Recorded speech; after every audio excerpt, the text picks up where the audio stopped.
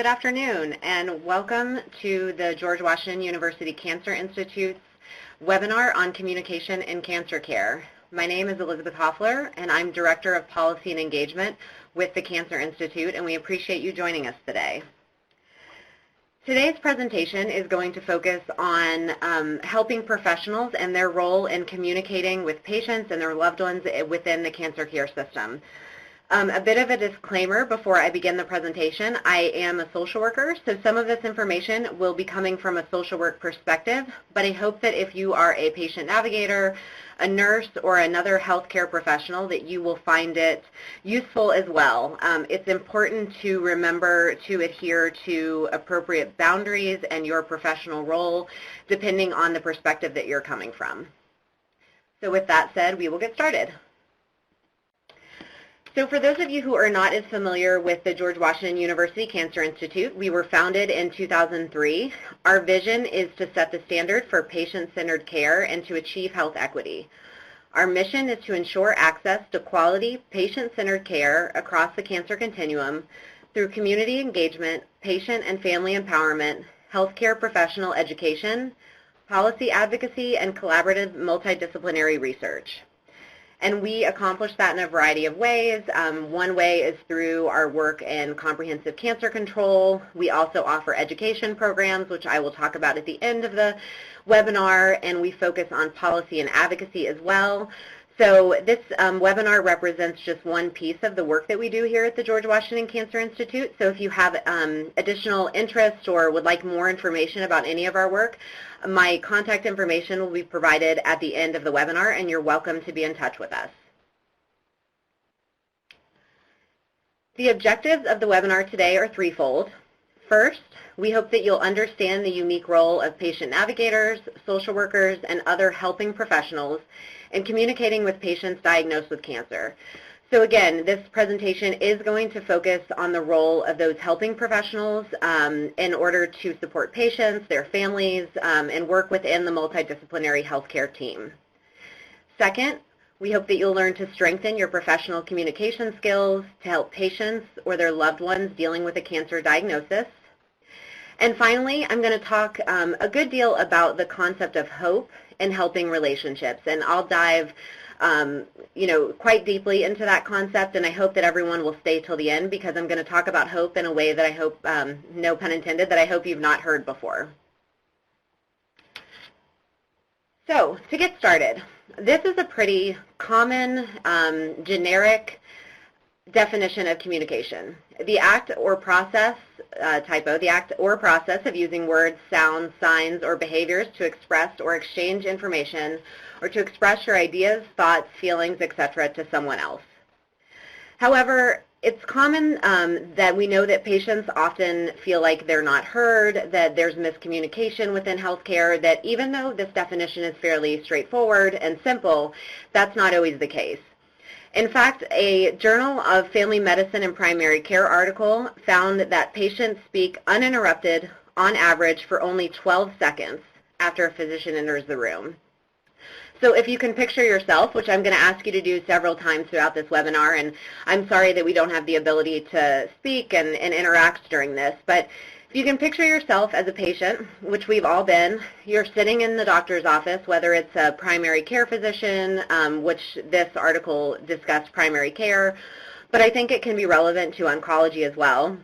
You're sitting in the office, the doctor comes in, and you start to speak, and you have to get your bearings and think about exactly what it is you want to communicate and talk about, what's bothering you and why you're there.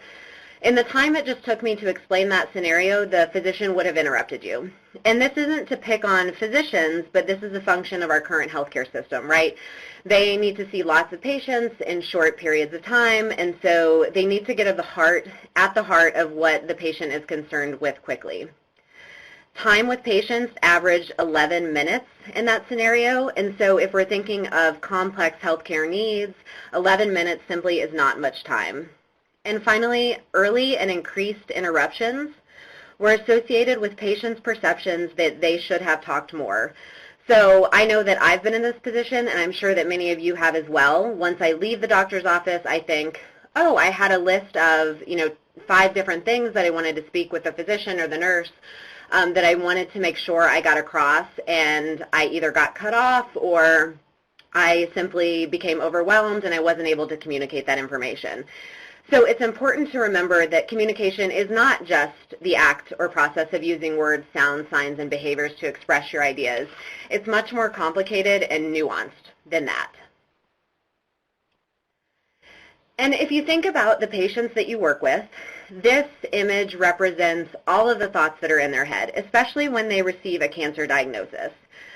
Communication takes on a new meaning, and it becomes much more complex. You can see from the image on your screen that they have to take in lots of different kinds of new information. The second a patient receives a cancer diagnosis, they're thrust into a world of crisis. It may be an acute crisis, which they come to learn to live with and to manage and handle. It may be a bit of a longer-term crisis, but once a patient hears that they have cancer, it's a crisis situation, and communication, clear, honest communication, becomes particularly important and at a level that they may have not experienced before. They also are engaging with new people. It could be doctors, nurses, social workers, patient navigators, everyone from the person who works at the front desk in a cancer clinic or hospital to the folks who are billing and financial professionals. There are lots of new people in their life, and they have to learn to communicate with each and every one of them. There are also new systems. Many patients will have to learn how to navigate complex cancer clinics or hospitals, and often in a way that they've never had to navigate before, because when you're dealing with a cancer diagnosis, as everyone on the call knows, you are navigating systems that are incredibly complex and that you've not probably had to navigate before. There's also a new language, particularly medical jargon, and I think within cancer it's particularly confusing. You haven't heard a lot of the terms that have been used before. And also new obligations. The cancer patient needs to put self before others, and that may be challenging, particularly if the patient has family concerns, obligations, responsibilities, caregiving obligations. It's really important for the cancer patient to put themselves and their health first so that they can take care of others. So that's also something that is new on their plate. And then finally, there is a host of new worries and concerns, which is one of the main reasons why we're having this call today, because of the anxiety and the fear that many cancer patients feel upon their diagnosis and the importance of having a professional with whom they can communicate with. So that brings me to everyone on the phone today. Patients need a point person on the healthcare team whom they can depend on for open, direct, and timely answers. That's often a patient navigator, a social worker, a nurse, or another helping professional. They need someone to call when they have questions. Sometimes they may meet with their physician and they feel overwhelmed or intimidated, and so they need someone to help them understand the information that was relayed, or someone to share or confide with. Oftentimes, as you know, it's important for them to have someone to confide in that's not within their family or support system, someone that they feel like they can have an open and honest conversation with, that won't judge them or have ulterior motives in terms of the choices that they should make. And I like the picture on the screen in particular for several reasons. When I selected this image for this slide, I thought, it's interesting how everyone is lined up. I think that this is how patients often feel when they are bombarded with the new individuals in the healthcare team, and they are faced with folks who are offering lots of new information and, you know, overwhelming information. And so often it sort of feels like you are being faced with a team staring at you, you know, similar to this picture. Also, patients may feel like the healthcare team is talking at them, which I think that this picture represents. And then finally, something about this picture that I did not notice that a colleague pointed out was that there are no real faces on this picture. And I think that oftentimes patients may feel like they're in sort of a chaotic situation where they don't remember people or information. And so it's up to the helping professional to be the person that the patient remembers for good reasons. So you want to be the person whose face pops into the patient's head when they have questions and who they feel comfortable with communicating. And that brings me to the multifaceted cancer survivor needs. We all know that every person has each of these needs: physical, psychological, social, and spiritual well-being needs. But when a cancer diagnosis happens, it thrusts the survivor into a situation where these needs become much more complex. So you can see quality of life at the center of the screen. Physical well-being, we may have aches and pains, but once there's a cancer diagnosis, it's really important to pay attention to how the cancer patient feels, what they're concerned with in terms of things like fertility and their overall physical health. Psychological well-being, it's highly likely that someone diagnosed with cancer will face things like anxiety and depression, a lack of control over their situation, and things like a fear of recurrence. They may also have issues of cognition and not being able to remember things, and really that can be a scary situation all the way around. Additionally, social, as I mentioned before, there may be family distress, and oftentimes that falls to the cancer survivor to figure out how to deal with their family's discomfort and distress, and on top of their own distress, figuring out how to take care of family members and loved ones. And roles in relationships change. Oftentimes, if the cancer survivor is the breadwinner or head of household, that may change, and so it may take some getting used to. And then additionally, things like appearance, sexual function, isolation, in terms of social well-being, it also may be a lack of social support and having to figure out how to provide that support for them. And of course, finances and employment. And then finally, spiritual well-being. They may question what the meaning of the illness is, religious issues that they're grappling with, and then concepts like hope, which again I'm going to talk about at the end of the presentation. The patient system is made up of many different components, and if you're a social worker, you'll know systems theory coming through, and you'll recognize this. Sort of at the core of what the patient is dealing with are their individual needs, issues like self-determination, sense of self, self-worth, and obligations like we talked about if they take care of others, and really what they need to handle in terms of their work obligations or if they're in school. Moving up to family needs, their caregiving responsibilities, the role within their family, their financial responsibilities. And then one step further out, the community needs, so their friendships. Just like family, friends may not know how to communicate with the cancer survivor, and so those relationships may become strained. And they may have roles in places like churches or schools or other volunteer opportunities, and if they stop showing up, that can cause challenges within those places as well.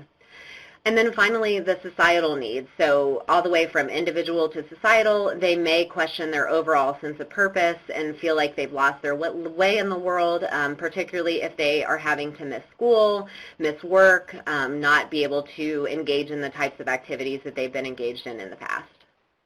So as you seek to communicate with your clients, it's important to keep all of these areas in mind as you think about the entire patient system. It's not just about the individual needs, but it's about the individual within the environment.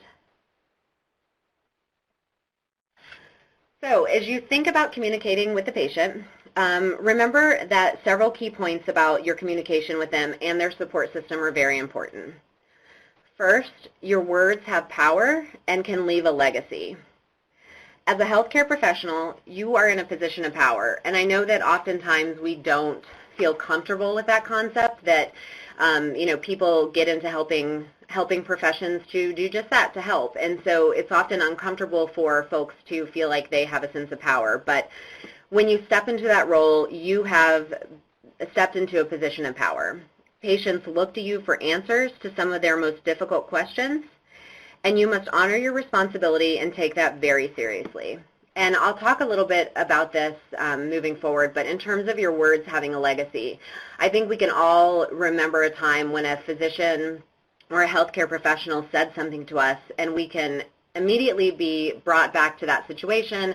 We can picture the room that we're sitting in. We can picture the face of the doctor who said something to us. And whether it's good or bad, and there can be good or bad memories depending on what the words were, they leave a legacy in that person's life. And while they may just be words to us, they can be a defining moment in the patient's life. The second core piece to remember is that you have to understand your own communication style. As you begin to create a relationship with each patient, think about how your communication style meshes with them. Do you tend to be particularly empathetic and sensitive? Are you a good listener? Or do you immediately jump in and have to solve problems? I know that I tend to be uncomfortable with silence, and so I think about that when talking with others, and sometimes silence is very powerful, and the ability to sit back and listen and not have to jump in every second. And then finally, as you begin to work from that place of self-understanding, you should also learn about your patient's communication style. Do they tend to be emotional? Do you know that they may have outbursts? Are they more stoic and quiet? Are they needy? Do you know that you're going to have a call from a patient every couple of days, or every time they come in for treatment? Do you know that they're going to really have a lot of needs that you need to tend to? And that's okay. It doesn't matter what the communication style is of your patient, as long as you seek to understand the place that they're coming from, and also to tailor your communication style a bit. If you are someone who likes to jump in and handle problems, but the patient needs time to think about what's going on and then come back to you in a week or so, it's important to tailor your communication style to what they can work with and what will make them most comfortable. So the context of our words. Our words come in many different ways, in many different formats: personal, professional, political, philosophical, poetic. You name it, our words fill the void in many different areas. And remember that the way that you communicate differs depending on your setting and your audience.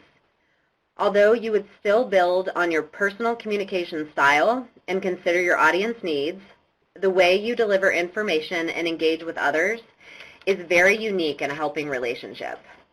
The focus is 100% on the patient, her health, her needs, and her preferences. The goal is always to facilitate the most helpful information at the right time in a way that the patient can understand. And most importantly, above all else, you need to listen.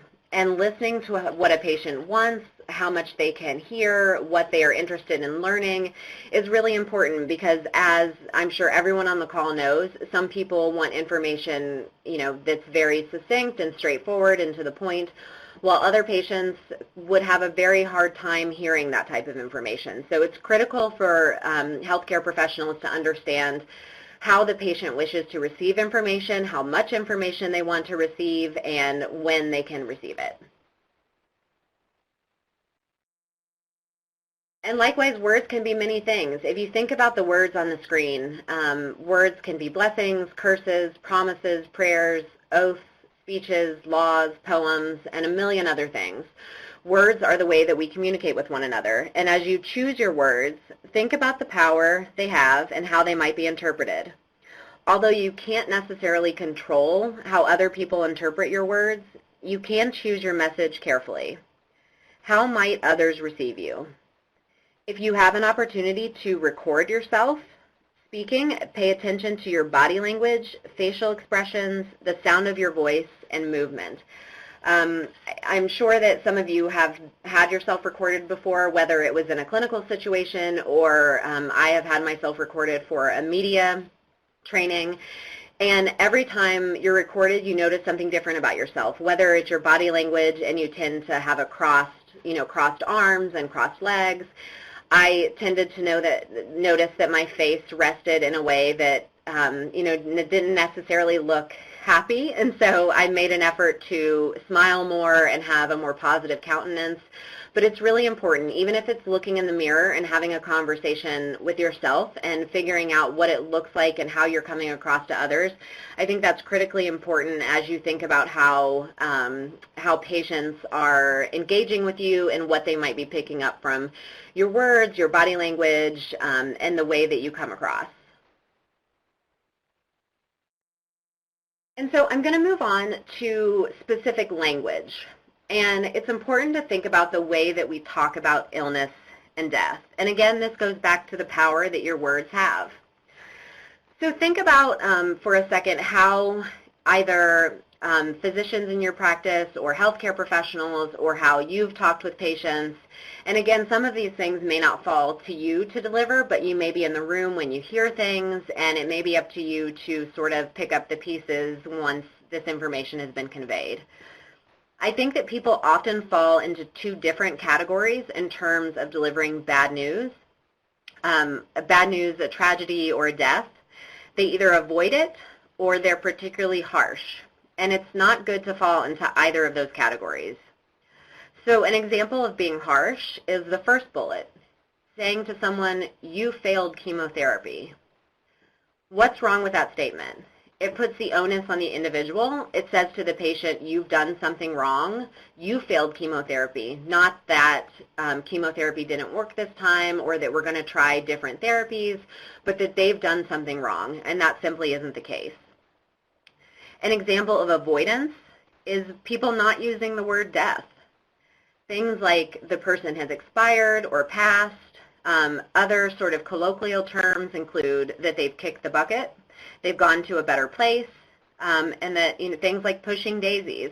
It may seem silly or sort of trite as we've said these things over the years and they've become very common in language, but oftentimes it's interesting how death avoiding our society is, and if you've read On Death and Dying by Elizabeth Kubler-Ross, you'll know that it's been happening for decades, if not centuries. People are very uncomfortable with saying the word death and talking about death in a way that is straightforward. And oftentimes not speaking about it in a way that's respectful and straightforward can be offensive and be unkind. But again, it's up to the patient. If they feel more comfortable talking about someone who's passed, then that certainly is their prerogative. But it's important for you to remember that you shouldn't be avoiding death and the talk around death, but that you should consider it a natural and normal process in human life. Some patients will find it very difficult to follow jargon, and of course, I'm sure everyone feels this way, that trying to avoid jargon as much as possible is really helpful. Oftentimes, members of the healthcare team may not be able to avoid jargon, and so it may fall to you to help to explain what some words mean and helping patients to understand. And then the fourth bullet, I will always remember what she or he said to me. Saying things like, there's nothing more we can do to help, or this is a difficult family to work with. As you're speaking within your place of work, to patients, to colleagues, think about the way that your words will impact the patient if they were to hear it. If they're not in the room with you, think about how they would interpret it. Things like, you have cancer. Think about how a patient, accepts that information and how shocking that might be and how painful that might be. If someone just blurts out to them, you have cancer, that can be very difficult and challenging. Or, you are cancer-free. Does the patient think that they never have to worry about cancer again in their lifetime? And what does that mean in terms of, their potential for recurrence and any sort of watching that they need to do and changes in their lifestyle? Or do they think that because a physician said you are cancer-free that they never have to come back again? And again, there's nothing more that we can do statement that I think is very challenging, and even though it may be true, it often needs to be accompanied with empathy and understanding and a relationship with the patient in order to determine how they can best accept information like that. So what do harmful words look like? We may not intend to cause harm with our words, but sometimes it comes across that way. So again, remembering the power that your words have and the way that you communicate them. This is what my mentor, Betsy Clark, likes to call word wounds. These words can cause significant damage to the patient, and they're things that they will remember their entire life. These words are cold and cynical. They disregard feelings or concerns. They suggest a lack of control over the situation. They may take the form of platitudes. They indicate that support was conditional. They compare patients to statistics, and they destroy hope. Oftentimes, again, it may not be our intention to cause word wounds. We may be frustrated or annoyed, overwhelmed, tired, and if that's the case, it's important to consider your own burnout and consider the way that you're interacting with patients, because the list that you have on the screen in front of you, it's incredibly important to stay away from these different types of words, because they can have an irreparable impact on the life of the patient. We often, again, just don't know that they're going to be hurtful or that our delivery of them are going to be hurtful. And again, think about a time when someone's words hurt you. Sometimes it may not be you delivering these words, but it may be someone else on the healthcare team, and it may be up to you to fix the word wounds that were utilized and that caused anxiety or pain or concern for the patient. Oftentimes this is in the form of bulldozing, it's callous, it's something like "the truth hurts," and it's really important to think about the way that your words can negatively impact patients and their families. On the other end of the spectrum, helpful words are proactive and empowering. They normalize the experience. They reframe problems positively. They validate feelings and concerns. They acknowledge individual differences. They assure continuing support. They show genuineness and compassion, and they convey hope. So again, helpful words would start with listening to the patient and understanding what it is that they need, and then showing empathy. So you can see from each of these are basically the opposite of what the harmful words would be, and they would say things like, tell me more about how you're feeling, and, I understand that this is a difficult situation for you. You would say that I will be here for you throughout your cancer experience, and I'm here to talk to you if you need anyone to speak to or if you have questions.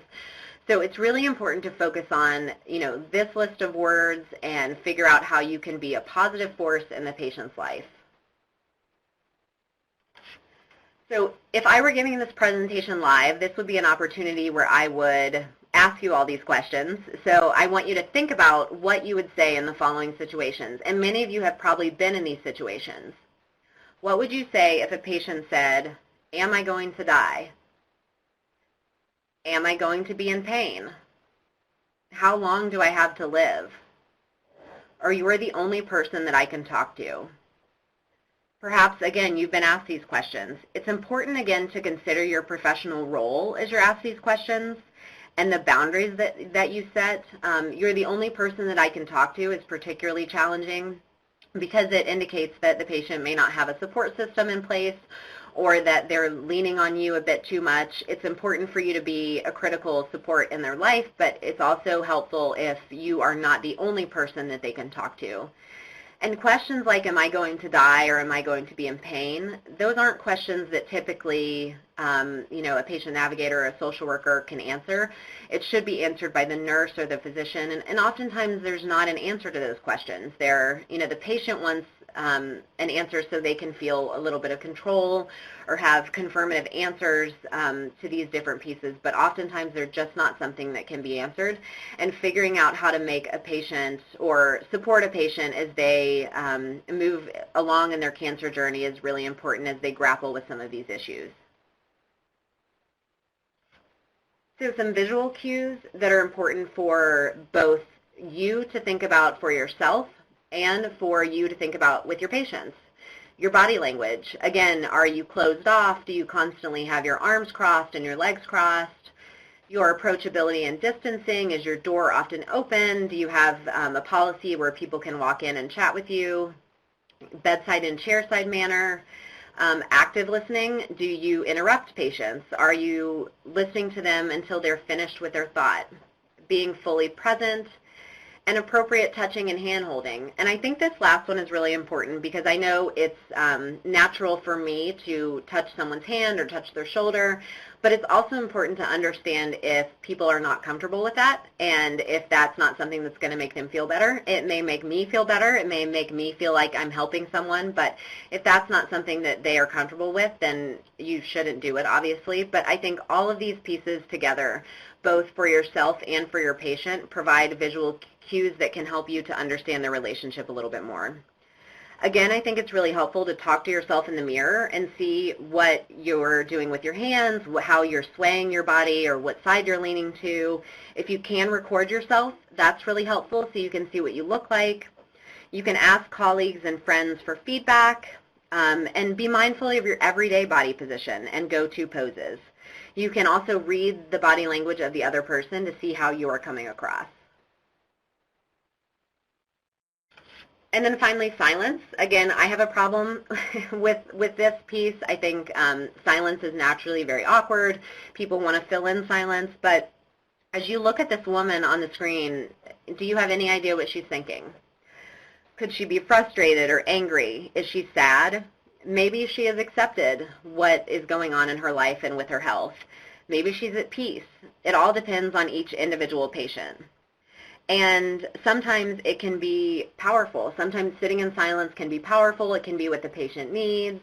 Oftentimes, patients just need time to think and gather their thoughts, and silence is necessary. So if you're like me and it takes some time to get used to sitting in silence, it's an important skill to practice.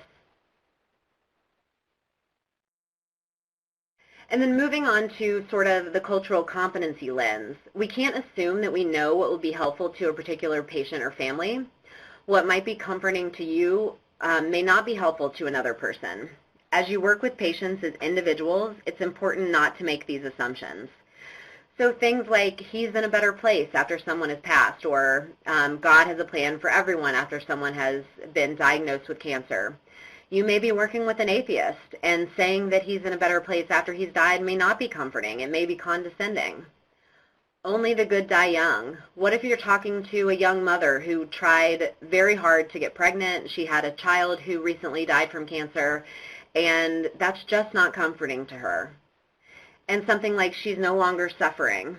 While that may be true, it may also not help the heartbreak and loneliness that the family member is feeling after the person has died. Other concepts about, with which we often say to people and don't understand the repercussions are, it's going to be okay. I think that is a common piece of feedback that we may give friends or family or even patients. It's going to be okay, even though it may not be okay. Commonly we say, I understand, and I don't understand. Even if you've had cancer, even if you've been dealing with a chronic illness or death and dying, you don't understand exactly what that person's going through. And then again, things like, I will pray for you. A patient may find that very comforting, or they may find that difficult to hear, and it's not something that's helpful for them at the moment. So again, it's really important for you to understand where your patients are coming from, who they are as individuals, and what they're comfortable with. Culturally appropriate communication, and I said culturally competent before, and I'd like to take that word competent back, because there's truly never any culturally competent behavior, because none of us can ever truly be culturally competent. It's impossible. We come from a particular viewpoint, we've lived particular lives, but I think we can all seek to provide culturally appropriate care, and we can be humble in our cultural knowledge and always seeking to learn more. So culturally appropriate communication seeks to genuinely understand other people. It does not make assumptions, as I said before. We let the patient take the lead and set their priorities. We don't judge. It's important to understand, again, where they're coming from and not judge their decisions. I think one of the most difficult areas where helping professionals reach this point is if someone has decided to no longer pursue treatment, or they're doing something that in your mind you think is against their best interest, but it's up to them. And so we shouldn't judge the decisions that they make. We have to understand that there may be different health beliefs and behaviors, and we can't contribute to stigma. And then finally, recognize the impact of your own culture as well as your own limitations. This is incredibly important, and this is when resource referrals and seeking the help of colleagues and working to become the best helping professional that you can be is really important, because none of us can solve everyone's problems. None of us can, work in every type of situation, but we can do our very best, and we can constantly be seeking to learn from others and learning how to work with others.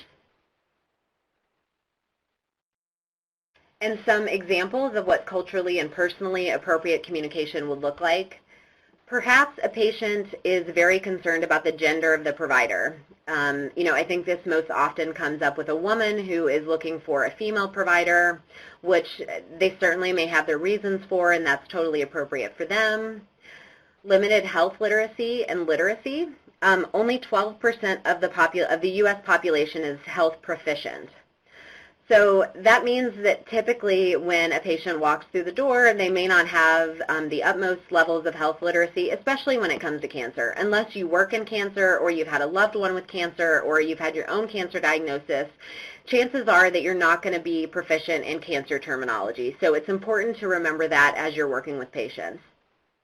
Also, you may have worked with patients who cannot read or write, and it's really important to understand the limitations that they face because of that, and that you can't just hand them written materials, or you may need to spend extra time with them in order to make sure that they're understanding their treatment options and different information presented to them.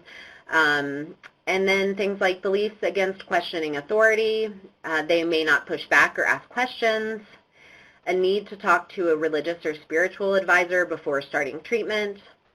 Women may need permission from their husband, which may be challenging for many of us to understand, but if that's the culture that is most appropriate, then we have to make sure that, we support that and are respectful of that decision. Patients may not believe in Western medicine, and again, that may be challenging for us to understand, but we have to understand it, and we have to understand the role that non-Western medicine plays into the regimen that they are hoping to pursue. And again, issues with touching. If a patient has an issue with touching, there may need to be ways to conduct exams and to work with them in a way that is not quite as invasive. But it's important to get this information up front so they know what to expect and you know what to expect, and that way you can inform others on the healthcare team as well, so it doesn't turn out to be, an awkward encounter. And ultimately, it's important to remember that patients have self-determination. They have a right to identify and clarify their own goals. They have freedom over their course of care, again, unless they pose a risk to themselves or others. So it's really important to start where the patient is, to ask them what they want and the goals that they have in mind and how you can support them, as long as it doesn't interfere with your professional integrity or pose a risk to someone. It's very important for patients to to be the leader of their own team and for you to support them in those efforts. So a good way to start baseline addressing patient goals, here are some questions that you can think about. Tell me what you hope for in the coming days. What are your worries about the future? Are there things you wish you could talk about? Are there things your family needs help with? And how can I or we help you the most? These are questions to get to the heart of your patient's concerns, what they're hoping for, what they're wishing for. They may not come out and tell you these things, and so these questions are ways to get to the bottom of, what they want for their treatment, what they hope for, what they're scared of. It's important to probe with these questions as long as patients are comfortable. If it seems like patients are not comfortable with your probes and asking these questions, give it time. Your relationship with patients needs time to grow, it needs time to evolve, and you can't expect people to tell you their deepest, darkest secrets within the first visit, but if you continue to build that relationship and ask questions like these, chances are you'll be able to help support your patient and they will feel more comfortable sharing with you. So that being said, I want to move on to the concept of hope. I think that we hear about hope all the time. It's a branding word, it's a strategy that companies use, it's something that is thrown about very sort of casually. But that's not what it actually means. Hope is more significant than most people understand. As you can see on the screen, hope is a dimension of the soul, and it's not essentially dependent on some particular observation of the world or estimate of the situation. It's a state of mind. And more importantly, all problems stem from a loss of hope. Hope is a complex concept, and again, it's often misunderstood. Part of the reason why it's misunderstood is because people define hope so differently. Many people think that hope is denial, but it's not. True hope is always based in reality. Hope is not optimism or wishing. These have their place, but they are not hope. Hope is a protective mechanism. So how many times have we heard, I don't want to give the patient false hope? I don't believe that there is such a thing as false hope. There may be denial. There may be ways of changing a situation into something that the patient wants to believe. But true hope is based in reality, and it looks to the future of the situation to make a determination about how to react. Hope is a psychological asset. It's a guard against despair. It's a way of coping, a quality of life enhancer, and an essential experience of the human condition. And in terms of addressing patient goals, remember that people learn to hope differently. And again, people define hope differently, and people use hope differently. Each person's hope and way of hoping is different. Their personal hopes are embedded in the social context of their lives, and the way we hope is influenced by our family culture, the social framework of the time in which we live, and our set of life experiences. There are also different origins of hope. For instance, if you come from a religious family, your concept of hope may stem from that tradition. Something like only God knows what will happen may be comforting, whereas your hope may be more grounded in research or fact, and you want to know all of the information about your disease. And oftentimes different ways of hoping can lead to conflict. Oftentimes within families, if somebody hopes differently than their family wants them to, or is looking towards a different goal, that can often cause conflict. So it's important to keep that piece in mind as you're working with patients and their families. So helping patients to define hope. These are some questions that you can work with patients to get to the bottom of what they hope for. How do they personally define hope? What hope strategies do they use?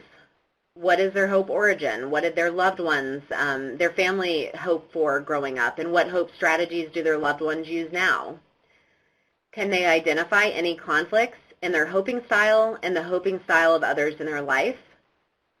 And what are their hopes for today, tomorrow, next month, or next year? And that concept brings me to something that Betsy Clark calls the changing mosaic of hope. We often think that most folks who diagnose with cancer hope for a cure, and that may be the very first thing that they hope for. I think that would be fair to say that many of us, if we were diagnosed with cancer, would want a cure. But hope involves the consideration of the future, and it's not a static concept. Hope changes as circumstances change, and that can happen daily, weekly, monthly, or yearly. And there's always something to hope for. So if it turns out that a cure is not possible, maybe feeling healthy is possible, being able to eat well and exercise and feeling your best.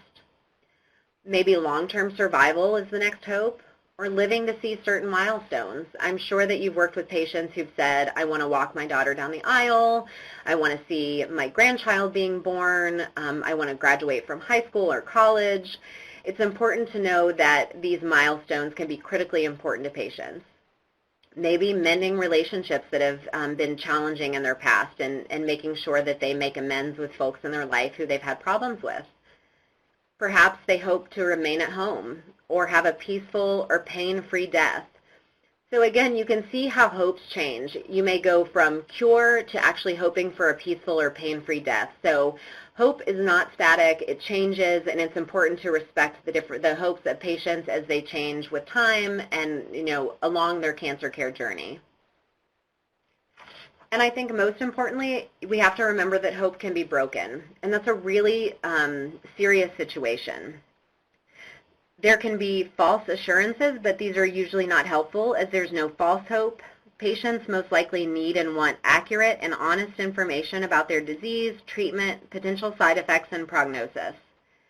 This information needs to be presented with compassion and with assurance for continuing support.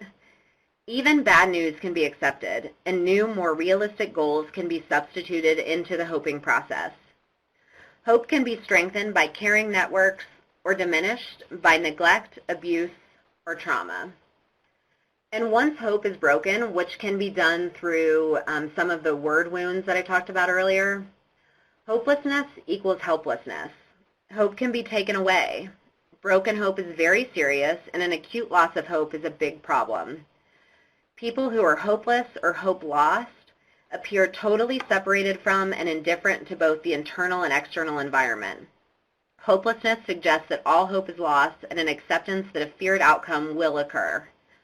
Hopelessness creates inaction, and a hopeless person becomes a helpless person. Hopelessness threatens someone's physical, psychological, and spiritual health and quality of life. So as you're communicating with patients and working with them, just remember that hope is at the core of what they need in order to get through this experience. It's critical for you to communicate in a positive way, but in a way that's based in reality, and that your words have significant power. Patients are probably going to look to you to provide them with the support they need to get through this experience, and you have the right skill set and toolbox in order to help support them in that role. So with that being said, that is the end of my presentation. We have some time for questions and answers, which you can enter into the chat box. On the screen, while we wait for folks to send in any questions they might have, you'll see different George Washington Cancer Institute available resources, from our patient navigation competencies to our free competency-based patient navigation training and our website.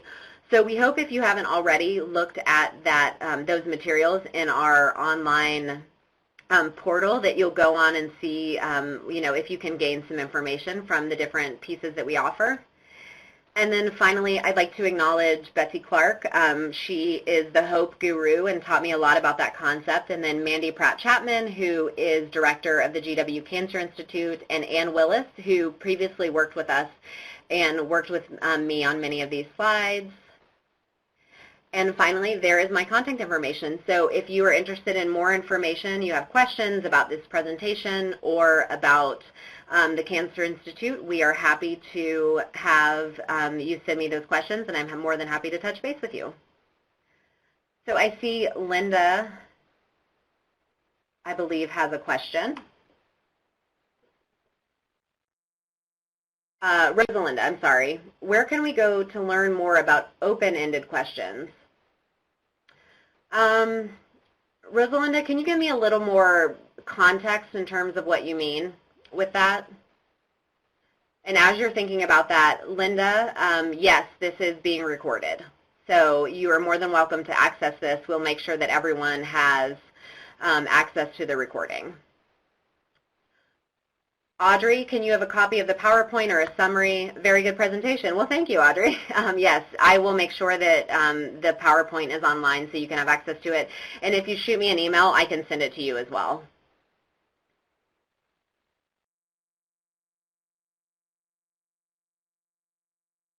And I see we have some folks typing.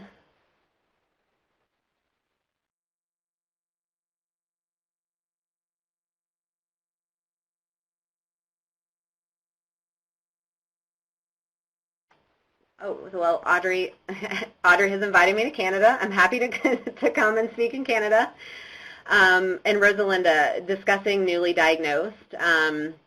So where can we go to learn more about open-ended questions for discussing? So it sounds like you're looking for general communication resources for folks who are newly diagnosed. I'm happy to help track down some of those resources for you. I think they're, depending on where you are geographically, what kind of cancer clinic or hospital you're in, what kind of the cancers that your patients are dealing with, I think that we can probably find you some specific resources that you need. So I hope that you'll email me and I can help you to track down some of those resources. Dave, yes, if you would like to be informed of upcoming webinars, please just make sure that you sign up to receive our newsletter, and I can make sure that you have the link to that. If you will also email me, or my colleague Kelly, who's sitting with me, could potentially send, she's going to send the link out so everybody has access to the e-newsletter so you can see all of the different presentations that we do. Lisa, are there additional resources to consult about the concept of hope? Yes, there are additional resources to consult about the concept of hope. I mentioned Elizabeth Betsy Clark throughout this presentation. Betsy is a leader on the concept of hope. She was an oncology social worker for a long time. She was head of the National Association of Social Workers. Betsy and I have a book together called Hope Matters. And I think that folks, if you're interested in learning more about the concept of hope and its use in clinical and helping professions, that's a really good text to look at. Betsy also has a booklet through the National Coalition for Cancer Survivorship called You Have a Right to Be Hopeful. And you'll notice that some of the concepts I covered today are in that booklet, but it's basically for patients to access so that they can learn more about hope and that professionals can utilize hope in a way that is most beneficial to their patients. And I don't think I see anybody else typing. I'll give it a few more seconds to see if we have any outstanding questions. And again, if you have a question that I can answer over email, you're more than welcome to touch base with me, and we will make sure to send out the link. You will also see when you log out of this meeting a SurveyMonkey evaluation. So we'd love to get your feedback on this presentation, how we can make future presentations better. And I think I saw someone begin to type. A couple of folks beginning to type, so I'm happy to. Elizabeth, yes, I'm happy to give you a copy of the presentation. I'll make sure that my colleague Kelly sends it out in the follow-up information, so we will be happy to give you that. And a happy Thanksgiving to Dave Williams as well. So again, we appreciate your time. I know that the day or two before a holiday is not always, it's a bit hectic, and so we appreciate you joining us today. We hope you'll join us for future webinars, and again, please feel free to reach out to me. I'd love to speak with any of you individually, and seeing no more questions, we will give you about 8 minutes back in your day. Thank you, everyone.